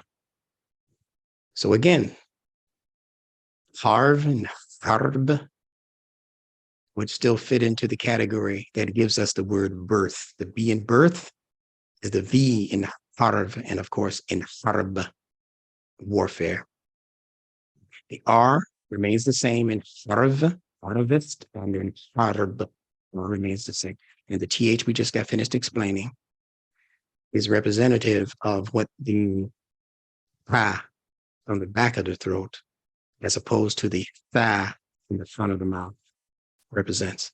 So warfare is designed to salvage the life that is destined to come into view once the war, as Allah says, lays down its burden. Allah says, when the opposite side, they have to have started the war. There's no preemptive striking for Muslims. It's not supposed to be. See? There's no, let me go up to you and punch you in the face before you think about punching me in the face. That has nothing to do with the Quran. The Quran says that warfare and fighting and all of that is only for people who have aggressed upon you. And when they let up the aggression, when they stop aggressing you, you are supposed to immediately back down and seek peace This is the teachings. These are the teachings of Al-Quran given to us by Allah subhanahu wa ta'ala, God Almighty, the source creator, not these force creators who are trying to force you to fight each other like they're doing all over the world now, but particularly in certain parts of the world, because warfare makes big money for them, and it depletes your tax-paying pockets of its valuable resources. All right. So just repeating, the same way that you harvest the agriculture for purposes of advancing higher life forms such as humans and animals, because animals nibble on that vegetation the same way you do and ingest and digest that food. So Allah allows that for the animals. The animals eat the plants. The humans eat the animals and the plants. And that's the cycle of life for living forms. Let me give you one more connection and we'll be through.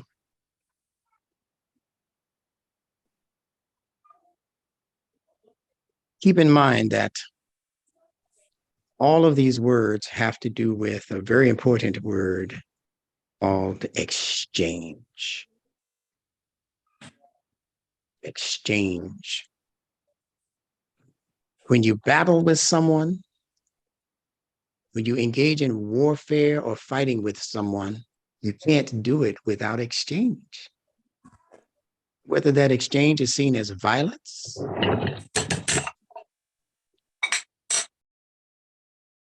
whatever you see it as, you can't stand on one side of the line with the enemy on the other side of the line, and neither of you are doing anything in terms of exchange, even if it's the exchange of cussing and fussing across the line. Isn't that how most fights start? You said, what about my mother?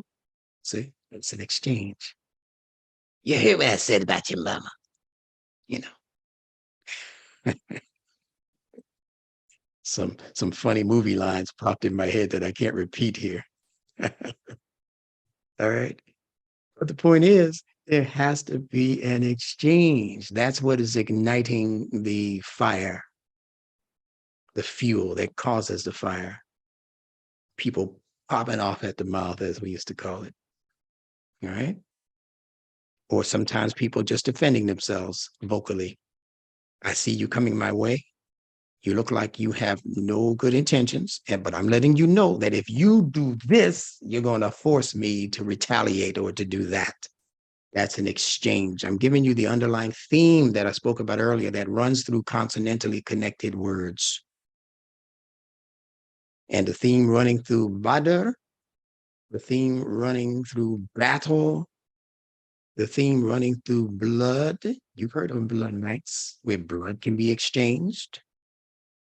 Blood is being exchanged all of the time. Every time that blood leaves the pumps that push it from the heart up to the brain, and then cause that blood to then circulate all of the way down to the tippy toes with its blood, with its new blood, and then push its way back up, gathering even the unavoidable filth in some cases. That blood collects while going through the heart, making its way back up to the chambers, those 4 chambers for purification, or to the liver for purification. Well, then it has to purify itself because it's collected so much junk that it needs, resuscitation, if you will, right? That's an exchange happening right in your own body system. So exchange is the go-to word. When you harvest, it's an exchange.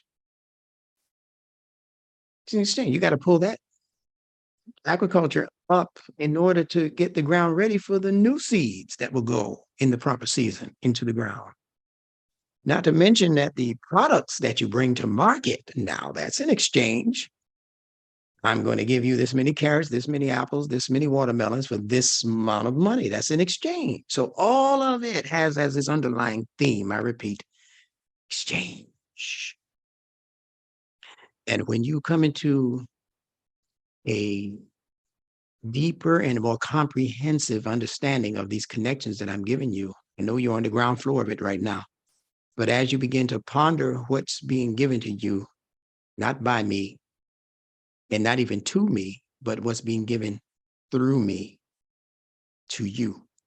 If you ponder this, I promise you, Allah promises you that your growth is going to be so expeditious. It's going to be so quick. It's going to appear in what you would call a miracle state of delivery to you. You're going to say that you heard what Ahmed Hassan said about himself. I knew that was in him all. I told him for a few years now, I said, man, you're not seeing yourself like I told that to several of you. You don't see yourself the way I see you. I see something behind the veneer. And because you don't see it, you can't yet appreciate it. But that's why I just keep letting you talk, because I know it's eventually going to surface and you're going to look in the mirror and go, I said that? Holy sweat, as we used to say, holy sweat. Yeah, that's you. And you can take your little Bilalian tongue, a little Negro, African-American, colored man tongue, and teach what I'm giving to you. As Imam Muhammad used to say, don't change it. He said, if I messed up on a word, you mess up on that same word. He was going to that extreme for a point, to make a point, right? But the point is, don't try and get in there and try and teach like a Harvard professor if you're not from Harvard. I'm not from Harvard. You know, the most I try to do is give you correct English so you won't be behind the 8 ball when it comes to verbs and nouns and what you're talking about. But other than that, I go on inspiration, fellowettes. I'm on intuition mode when I teach. That's why I can teach for hours and hours and hours and hours and just be getting started when you're getting tired. If some of you now don't even get tired. I can do this for 6 straight hours. You'll still be here asking me more questions because you are a special people. I'm saying this now for people who might hear this on YouTube. If I decide to put this particular class up, I think it's a good go-getter. People text me in my videos and they say, you're inundating us. You're drowning us. Why don't you just give it to us in 5 minutes? You know, I had to come back at that person. I love the person. They contribute a lot to my commentary on my videos, but I had to go after that. I couldn't let that one sit. What I'm doing is not for the average, what do they call that? When you don't have, the attention span. I'm not teaching for people with low attention spans. I have people right here in my house who can't take the number of hours that I teach. I tell them this ain't for you right now. But there's some brains out there that can take it. You know how I know? Because we did it during the Nation of Islam days when we didn't have a pea's worth of brain cells left after what racism and white supremacy and bad economics and not understanding this world and illiteracy and all, after all of that pounding on us, and we were introduced to the teachings of the Honorable Elijah Muhammad, and we used to sit in the Nation of Islam meetings for 6 and 7 and 10 and 8 hours. By the time Imam Muhammad came in 1975, he had to press the unwind button on most of his father's teachings. And we had to sit there again, sometimes literally from going into the temple when the sun was up. And we left the temple when the sun was up, but it was a new day. If it wasn't night, Ahmed, if it wasn't night, meaning we were in there from like noon all of the way like to 9. You see, it's from noon to 9. We were in the temple. Long live Muhammad. Long live Muhammad. We were loving it, man. If you nodded off, they had people assigned to wake you up, to nudge you. The person next to you knew enough. Brother, wake up, wake up. The life-giving teachings of the Honorable Elijah Muhammad. How you going to go to sleep? You want to go back to the grave, brother? So that was then.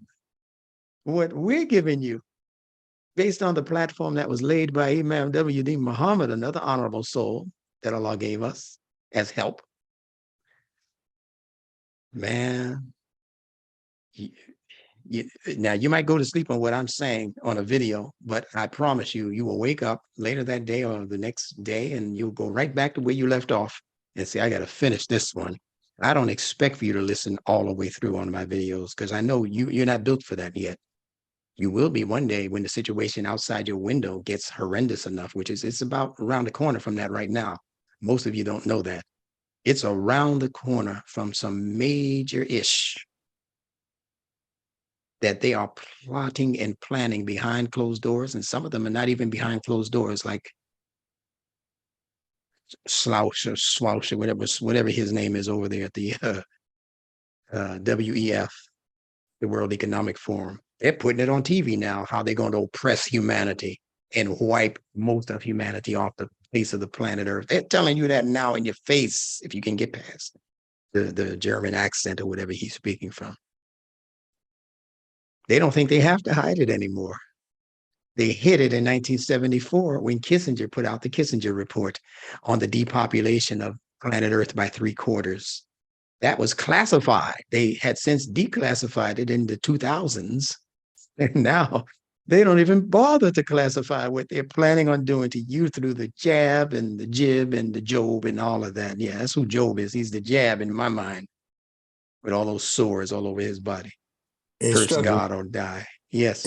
it sounds like something I read once that said by the time the masses, but they didn't use that word, but you know the word they use. By the time the masses realize what we're doing and what we're going to do and what we've been doing, all power will be in our hands. So won't be nothing you can do about it. That's from the Protocols of Zion. You got it right. You're a voracious reader, my friend. Yeah, that's where that's from. Some people say it's fiction. I say when the things that are in that book stop happening, then I'll call it fiction. All right. All right, let's get through this. So the common theme again is exchange. Exchange. Even if we're talking about letters, we use letters as we're doing with consonantal connections, and we exchange them for other letters, other sounds. All right. Now look at this word from the Quran.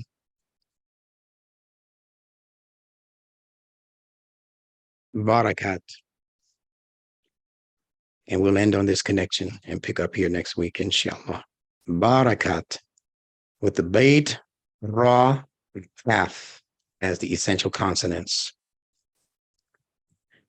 Bait, the labial lip sound, exchanges with the V, the English V lip sound, and the Arabic and English F sound. They're all labials. Ba, ra, fa. Just say them to yourselves and you'll see where your lips meet to pronounce them. Okay. So ra, that's an easy one. Interchanges with the R in harv or harvest, the R in harb, and the R in farf, which means letter. And then the guttural ka sound, kaf, K sound, which interchanges with the guttural ha sound in harvest and harb and harf.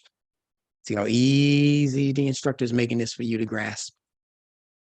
So now is when your fitra-based brain is supposed to slow down, go into meditation mode, ask Allah for the connections in this logic.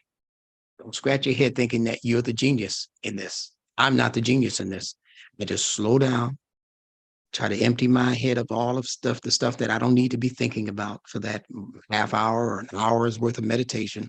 And I simply ask Allah, Allah, will you show me the connections in this logic? And almost by the time I open my eyes and get back to my notebook, answers are just flowing out through my pen or into my little digital recorder. That's how I study. And I know it ain't me. So baraka, harf, harfun, all of these words, consonantally connected. Now let's look at how when it comes to barakat. Now understanding already, you should be able to answer this. Hopefully someone who hasn't answered yet will be the first to answer. But what does barakat, and what does barakat mean, first of all? Anyone? Blessings. There you go. Blessings. You see the Instructor, Ron, consonantal shouldn't the connections word- there? shouldn't Hmm? the word be favors instead of blessings? I like blessings. I used to not like blessings, but I like blessings. No. Well, I like favors because the Quran asks, which of the favors of Allah will you deny? Okay, let me ask you a quick question. What word is he using for favors? I don't remember, but That's the homework you have to do before we can have that conversation in front of other people. okay, I'll do that. We can have that as a one-on-one all day long, but when we're You teaching know, other people, well, I guess we'll be getting around to doing a video eventually. it's coming. Yeah. Okay. I'm a one-man actor right now. You got to give me some room. I can't do it all. Yes, Okay. sir. But you are high on my list of priorities. Trust me when I tell you that. Don't let anybody else tell me that I got to them before I got to you. That's not true. I got you. You got a big job to play in the next couple of months. Well, I already sent you one of those research papers I told you I was getting ready to send out to you. I thought we get the other one I didn't send to you because I thought we were going to do a video on the palindrome. You keep bugging me. Now remember now, when I was ready for you, you got sick. So I was just giving you a chance to regroup and recoup and all of that. But now that you sound like you got your choppers back. Cannot do anything without Allah. Can I get finished with this lesson so I can go eat and let these people go? These people are driving and all that. Y'all love me so much. Yeah, I love the way y'all love me so much. You say I'm not going to tell them I can't make it to class. I'll just open up my phone and let them know I'm on Highway 95 heading north. That's a wonderful thing that you would still attend the class even though you're on the road. So I'm going to respect their time and your time because folks have other things to do. And I have voices in my ear asking me, are you through yet? And you said 6 o'clock, you need to be back downstairs. So let me honor that. So barakat, you see it, B in barakat, B in blessings, R in barakat exchanges with the L in blessings, K, as I told you, at opposite ends of the mouth, the back of the throat, A in the front of the mouth, S, interchangeable. I know to bless somebody also means to curse them out, but many, many words I have discovered have dual meanings like that. They have double meanings like that. Blessing is not the only one, but we know that traditionally blessings mean that which is a part of what Raina is calling the favor of Allah. The favor of Allah. Except that favor doesn't fit in this regard, that blessing is taking something from one side and transferring it or exchanging it for something on the other side. We talked about this, I think, last week. A blessing is when you carry yourself or some goods from this side all of the way across to the other side, which leaves the first side empty and the second side that was empty filled. See, I'm a detail man when it comes to words, so I don't just say this means that. That's not how Nunetic students are to study. You have to dig deep and first ask questions before you make statements about what you believe it to be. Because Allah has created only one master of Nunetics so far, and that's me. And that's not a boast. That's not a brag. That's a fact. I'm the firstborn, as the 5% would call me, maybe. He's the firstborn. W.D. Muhammad. W.D. Muhammad was the firstborn. And Allah says that he says that your death and your resurrection are as one nafs, one soul. He starts with one soul. Now, as a result of Imam Muhammad saying what he said in 1975, words make people, all of the way up to the great elimination of the soul. That's his whole tenure right there. From remake the world, word makes people, words make people, then yet upholding himself 33 years later to say almost as a concluding statement that be aware that we're coming into the day of the great elimination of the soul. And I don't hear near word about either of those things on the ends, the bread on the ends. They keep trying to give me what they think is the meat in between. But it's the bread that's keeping it together. So if you can't tell me what remake the world means, what world was he talking about? This messed up one that we're participating in now? If you can't tell me what the great elimination of the soul, the human soul, what's the word for soul in the Quran? Are there more than one word? Is there more than one word for soul? That's how most of you are studying. And I'm telling you, I got to give Bayina this credit. She's at the top of the list. As soon as I drop a new word, she's on it. She's already reconfiguring what I just said to her 10 minutes ago. She's probably already writing stuff down and changing track. And she's going to come back with something that's probably even a better contribution than what I just gave you for what we're talking about in terms of blessings, because she goes deep in her research. So front, I'm telling that woman there. Wonderful. All right, so I'm going to stop here because I think I've given you enough. I haven't oversaturated you, but I've given you enough to work with. And like I said, I just might, as a favor to the YouTube audience, maybe release this one on YouTube, just to let folks know who don't study like this and are not getting this information from wherever they're getting their teachings from, that Nunetics is the best case scenario for learning that's available today. And I don't just mean the Imam Muhammad's Association, I mean anywhere in the Muslim world. I can almost say anywhere in the world, because how can you do anything better than give you details related to the source creator's natural world and what all of these things mean, especially when you compare them with each other and show how they're supposed to work in tangent or in cooperation with each other. So if we talk about the four basic elements, I show you how they all work together. I show you the elements as represented in these letters and these sounds. They're also, nothing can escape the four elements. Nothing can escape Allah's fitrah. And Allah said, naughty, naughty on those who are trying to change Allah's fitrah. He said, don't do it. So that's how you know how to differentiate people and ideologies and philosophies and religions, because the closer they stick to nature and its expressions and the help that nature gives you, إِذَا جَاءَ نَصْرُ اللَّهِ وَالْفَتْحُ, when comes the help of Allah, see, and the victory.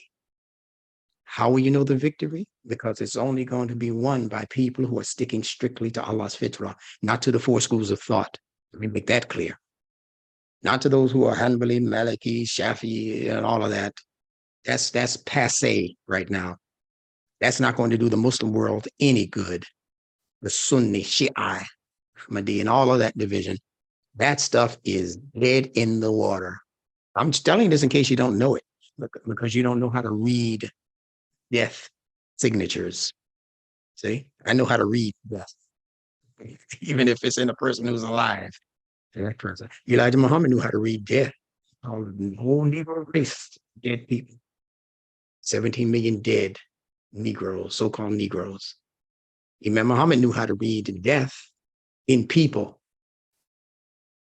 So why are you going to stick with energies that represent no energy, that represent death and destruction and decay?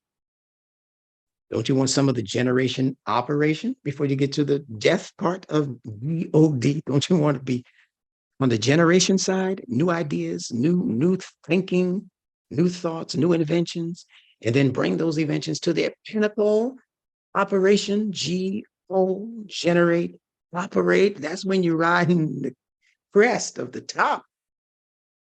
That's when you're rubbing elbows with the best of the best in the sciences and mathematics and agriculture and horticulture and all of these. You at the pinnacle. Quran is designed to bring you to that pinnacle. And then at some point, you get weak, you get old, your system gets old, and it has to begin to die. That's the D in God. Decay. Become devastated.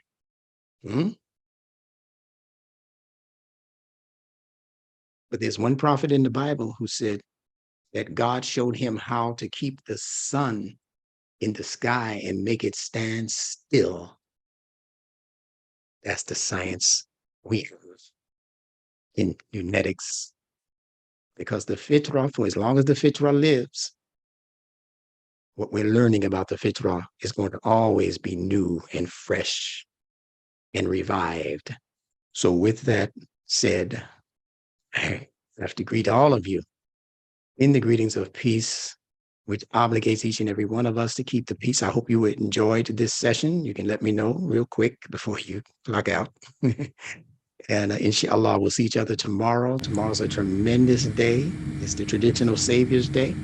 And I'm going to be giving a lecture. I'm going to be doing several things.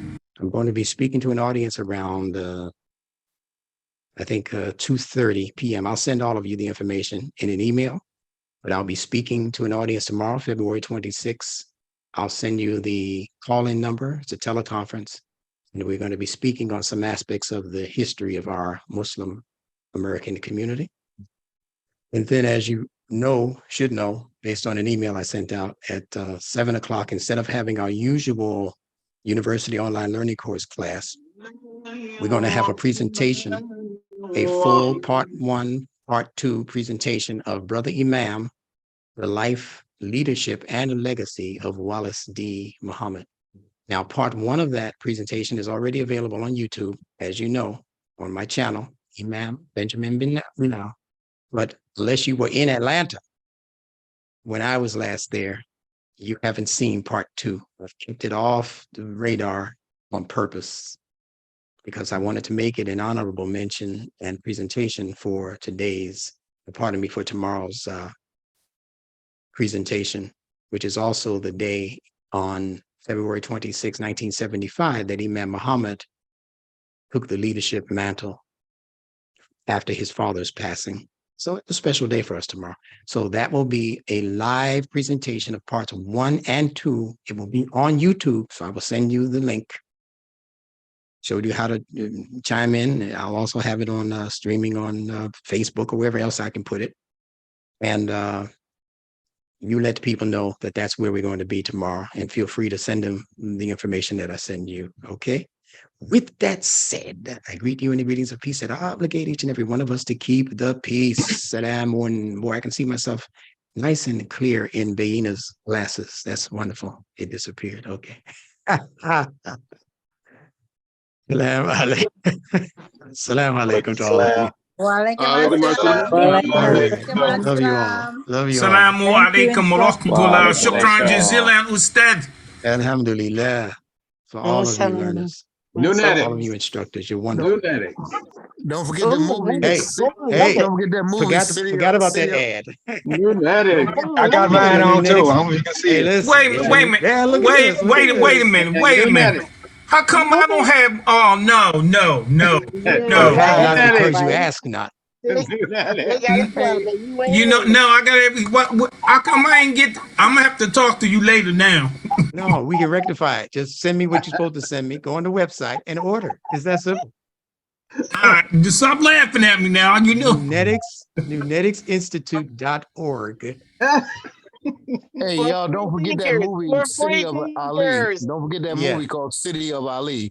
It's a very great movie. Yeah, we're gonna take a look at it. I know I'm gonna look at it probably tonight. Yeah. All right. But don't forget this merchandise either. well, You got Tim, how much cups. does it cost? How much it cost? Go to the website. Okay. and do the ordering. All right, I'm going. You got Pneumatic cups. Got me. See, I can't even talk right. Look at your man there. Now you know what? Abdul Kareem. Abdul Kareem, that ain't cool, man. That Look ain't at that cup. man. That ain't cool, man. Like the youngsters would say, don't hate. All right, salam alaikum. Love you. Love you all, man. Let's get There caught ain't up. nothing y'all can do about it. If Salam we don't alaikum. support ourselves, I don't know what we're waiting for. And That's this is it. us. Yes, that's what the Imam said. That's what the All right. Imam This said. is us. Yes. Okay. Salam alaikum. Assalamu alaikum. All right. Alaikum salam. Thank you all. Salam.